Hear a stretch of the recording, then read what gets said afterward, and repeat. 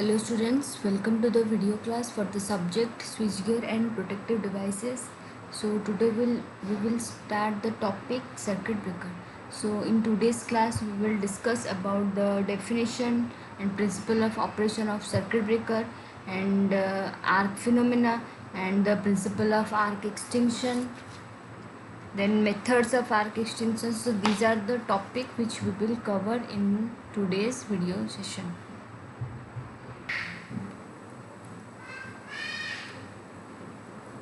So see what is this circuit breaker.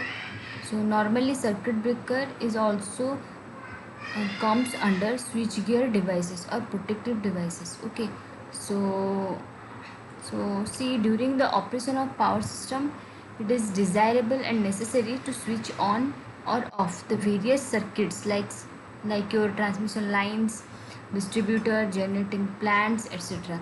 under both normal and abnormal conditions. So in the previous times or previous days, this function is basically performed by switches and fuses, okay, placed in series with the circuit. But in by using such type of control mechanism, there are mainly two advantages arises. What are those advantages? See, firstly, when fuse blows out, it takes quite some time to replace it and restore supply to customer.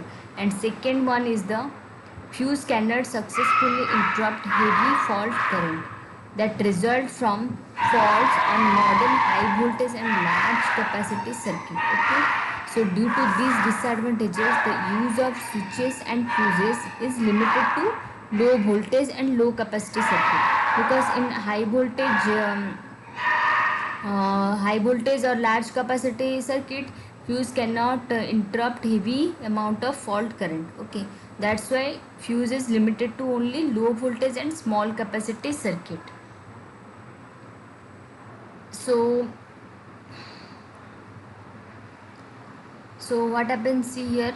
So fuse is only limited to low voltage and small capacity circuit where frequent operations are not expected for switching and protection of distribution transformer, lighting circuit, branch circuit of distribution lines, etc.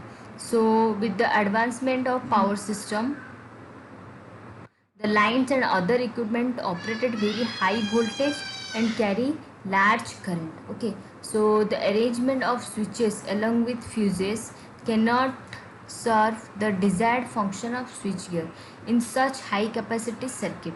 Okay, so this require or this necessitates to employ a more dependable means of control, such as which is obtained by use of circuit breaker. So what is this circuit breaker? Circuit breaker can make or break circuit.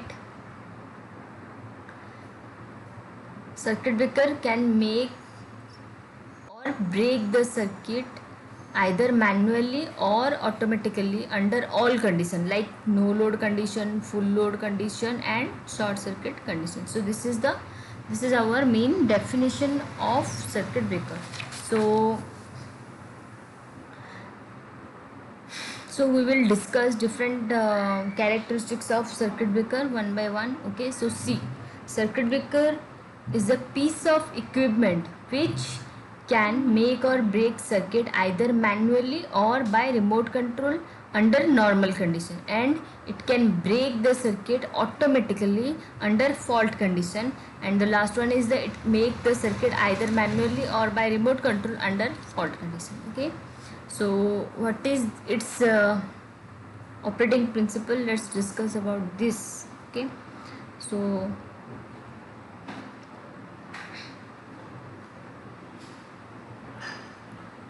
see, a circuit breaker essentially consists of a fixed and moving contact called electrode. Okay, so under normal operating condition, these contacts remain closed and will not open automatically until and unless the system becomes faulty. Of course, the contacts can be opened manually or by remote control whenever desired. When the fault occurs on any part of the system, the trip coils of the circuit breaker get energized and the moving contacts are pulled apart by some mechanism, and thus opening the circuit. So when contacts of a circuit breaker are separated under fault condition, an arc is struck between them. So the current is thus able to continue until the discharge. So see, this is a bus bar, this is a line, here it is a circuit breaker. Okay, these two are the fixed contact, and here is this is our moving contact. Okay, so whenever fault occurs, this contact, normally it is in closed condition, but when fault occurs, this contact can be opened manually or by remote control. Okay, so when fault occur, so this contact will open circuited, and then the part of the system where fault occurs will be separated from the healthy part. Okay, so how it will operate, see, here is, there is a coil, this is known as the trip coil. Okay,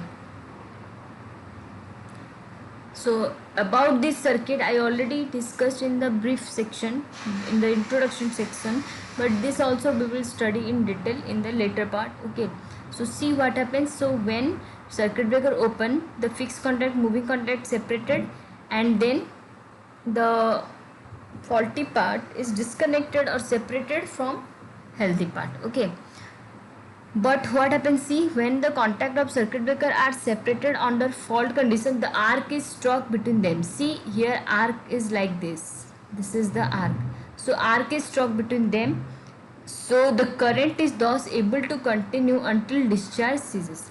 So the production of arc not only delays the circuit current interruption process, but it also generates enormous amount of heat, which may cause damage to the system or to the circuit breaker itself. So therefore main problem in a circuit breaker is to extinguish the arc, okay, within a shortest possible time, so that heat generated by it may not reach a dangerous value. Okay, so in the next part we will discuss about arc phenomena and principle of arc extinction. So what is this arc, how we extinguish this arc in shortest possible time, this we will discuss in this portion. So see, arc phenomena. So when short circuit occurs, a heavy fault current through the contact of the circuit breaker before they are opened by the protective system, a heavy current flows through the contact. Okay, so whenever short circuit occurs, so in between the fixed contact and moving contact of the breaker, there is a flow of heavy current. Okay, so at the instant when the contacts begin to separate, the contact area decreases rapidly. Okay, so see, this is one, let it be fixed contact, and this is the, let it be moving contact. Okay, so when this moving contact, now see here, now it is closed, so here your contact area is maximum, but when this moving contact is separated from the fixed contact, then let it be this, its new position is like this, so here the contact area is decreases, this is the gap created over here. Okay, so when the moving contact begin to separate, the contact area decreases rapidly, and large fault current causes increased current density. So here contact area decreases means there is the formation of arc. Okay, so whenever the contact area decreases rapidly, a large fault current causes increased current density, that means current is flowing over this line, and current is deposited over here, that means a large fault current causes increased current density, that means in this point current density will increase, and hence rise in temperature. Here the temperature level is very high. Okay, so the heat produced in the medium between contacts is sufficient to ionize the air or ionize the air or vaporize and ionize the oil, and the ionized air or vapor act as conductor, and an arc is struck between the contact. That means this medium is the, either it is air or it is oil. If the medium is air, then the air ionized or the air is vaporized Okay, or if it is oil, then the oil is ionized. So the ionized air or vapor act as conductor.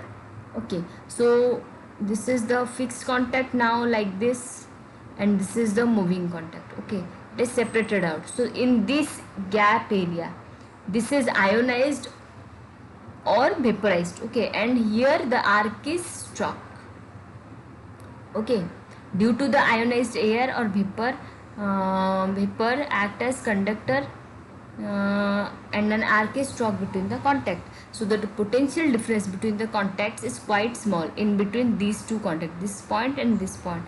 Here the potential difference between the contact is quite small and is just sufficient to maintain the arc, and the arc provides a low resistance path. Okay, and consequently current in the circuit remains uninterrupted as long as the arc will persist. Okay, so during this arcing period, the current flowing between the contacts depend upon the arc resistance. Okay, how we will discuss in the later part. So see, the greater the resistance, the smaller the current that flow between the contact. Okay, so the arc resistance mainly depend on following factors. What are those? See, degree of ionization.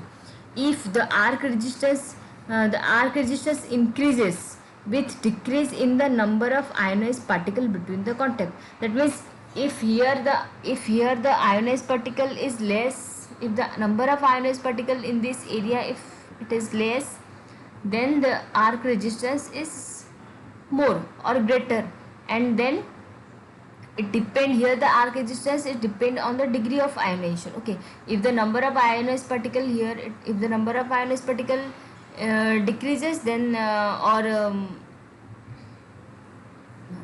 if the number of ionized particle is less, then the arc resistance is more, or the arc resistance increases with decrease in number of ionized particle. Okay, then the next factor is length of the arc.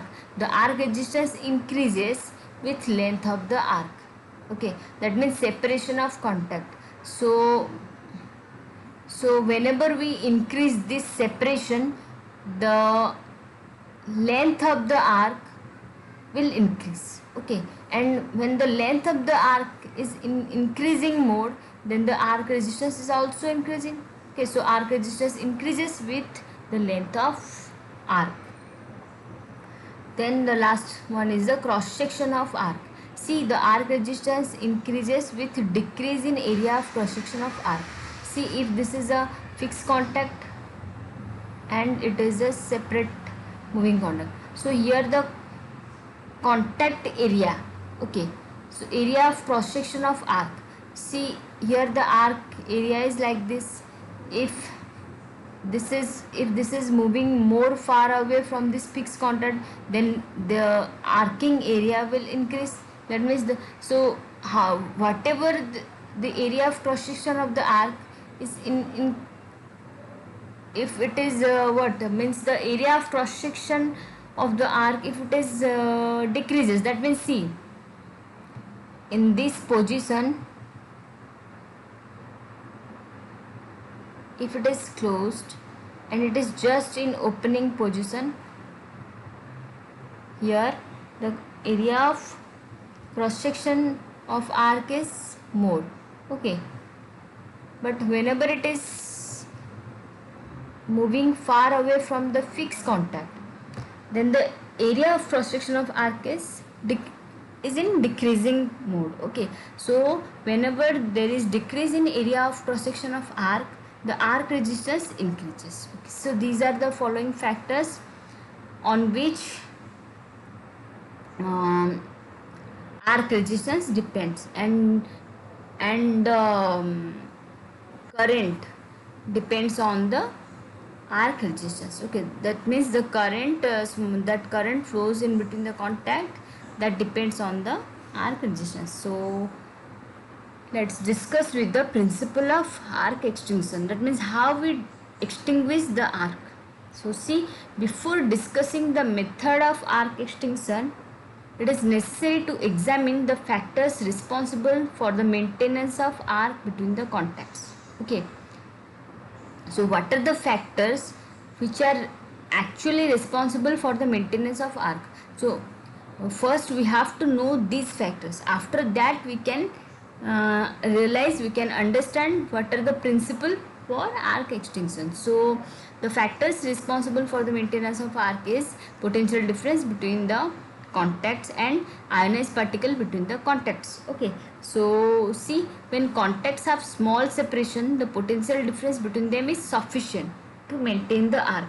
So one way to extinguish the arc is to separate the contacts to such a distance that potential difference between them becomes inadequate to maintain the arc. Okay, so however this method is impracticable in high voltage system where a separation of many meter may be required. Okay, so in high voltage system, if we use this method, if we want to increase the potential difference between the contacts, then we need to separate the fixed contact and moving contact more and more meters away from each other, and that is practically impossible for high voltage system. That's why this method is not appropriate for high voltage system. Okay, and the next one is the ionized particle between the contact. So the ionized particle between the contacts tend to maintain the arc. So if the arc path is deionized quickly, then the arc extinction will be facilitated. Okay, so this may be achieved by cooling the arc or by bodily removing the ionized particles from the space between the contacts. Okay, so the next part is the method of arc extinction. So there are two methods of arc extinction, that is high resistance method and low resistance method. Okay, so we will discuss one by one these methods. In high resistance method, see what is this. In this method, in high resistance method, the two methods, high resistance method and low resistance method, is also known as current zero method. So in high resistance method, what happens in this method, arc resistance is made to increase, okay, with time, so that current is reduced to a value insufficient to maintain the arc. Okay, that means, you know, resistance, which is it is a property which opposes the flow of current. That means if resistance, arc resistance increases, then current flowing through the contact, what, will decrease.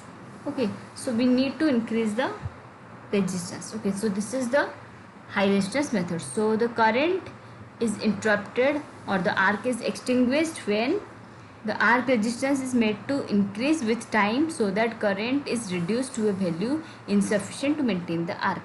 So the principal advantages of this type of method is that enormous energy is dissipated in the arc. Therefore, it is employed only in DC circuit breaker and low capacity AC circuit breaker. Okay, so the resistance of the arc may be increased by lengthening the arc. Okay, so the resistance of the arc is directly proportional to its length. Okay, R is equal to rho L by A, you know. So R is directly proportional to L, you already know. So the resistance of the arc directly proportional to its length. So when the length of the arc can be increased, the resistance is also, arc resistance is also increases. And how we increase the length of the arc? By increasing the gap between the contact. And the second one is the cooling the arc.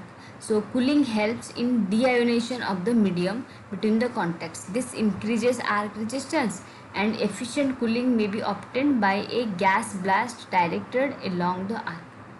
The third one is the reducing cross section of the arc. So if area of cross section of the arc is reduced, the voltage necessary to maintain the arc is increased. In other words, the resistance of the arc length or arc path is increased. So the cross section of the arc can be reduced by letting the arc pass through a narrow opening or by having smaller area of contacts. Okay, and the third one is the splitting the arc. So the resistance of the arc can be increased by splitting the arc into a number of smaller arc in series. Okay, so each one of these arcs experiences the effect of lengthening and cooling. So the arc may be split by introducing some conducting plates between the contacts. So these are the methods by which we can increase the arc resistance. Okay, and by increasing arc resistance, that means we have to go to the high resistance method level, and by using this level, this high resistance method, we can extinguish the arc. And the another method is the low resistance or current zero method. Okay, so in low resistance current zero method, what happens? See, it is also named as current zero method. So this method is employed for arc extinction in AC circuit only. Okay, so the high resistance method we can use in DC circuit breaker and in low capacity AC circuit breaker, but this method is only used for AC circuit only. In this method, arc resistance is kept low. Okay, low resistance means the arc resistance kept low until current zero, where the arc extinguishes naturally and is prevented from restriking in spite of the rising voltage across the contacts. So all modern high power AC circuit breaker employ this method for arc extinction. Okay, so in AC system, current drops to zero every half cycle. So see, this is a, if this is a AC like this. Okay, so in every half cycle, this is a current zero position, this is a current zero position. Okay, so we got current drops to zero after every half cycle. So after every current zero, the arc extinguishes for a brief moment. Now the medium between the contact contain ions and electrons, so that it has small dielectric strength and can be easily broken down by rising contact voltage, known as restriking voltage. So if such a breakdown does occur, the arc will persist for another half cycle.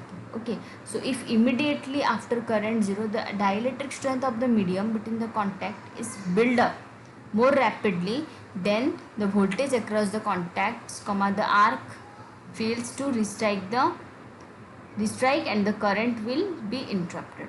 So the rapid increase of dielectric strength of the medium near current zero can be achieved by, so see, this is a sinusoidal, and these are the current zero position.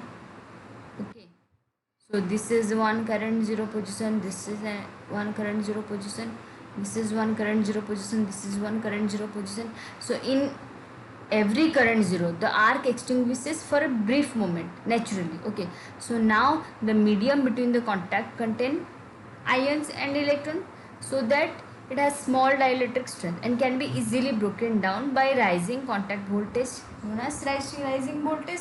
So in this case, breakdown occurs and the arc will persist for another half cycle. So if we immediately after current zero, means at this point, if we immediately uh, increase the dielectric strength of the medium or build up the dielectric strength of the medium, then the voltage across the contact is also rapidly built up. That means if we increase the dielectric strength between the medium rapidly at this current zero position, then the voltage across the contact will be or the voltage across the contact is not sufficient. Okay, it is not rising, the contact voltage is not rising, and then arc fails to restrike. Okay, and the current will be interrupted. So the rapid increase of dielectric strength of the medium near current zero can be achieved by causing the ionized particle in space between contacts to recombine into neutral molecule. Okay, so what we have to do, causing the ionized particle in the space between the contacts to combine into neutral molecule.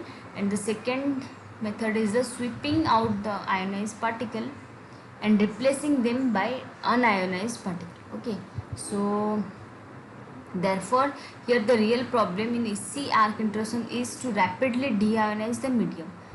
Okay, medium between contacts as soon as the current zero reached. Okay, so that the rising the contact voltage or restriking voltage cannot break down the space between the contact. That means we have to build up the dielectric strength between the medium as fast as possible as compared to the rising of the contact voltage or restriking voltage. Okay, and therefore the breakdown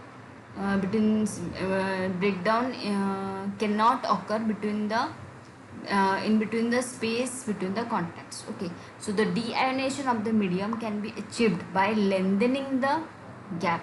So the dielectric strength of the medium is proportional to the length of the gap between the contact. Therefore, by opening the contact rapidly, higher dielectric strength of the medium can be achieved. Okay, similarly, high pressure, if high pressure in the vicinity of the arc is increased, the density of the particles constituting the discharge also increases.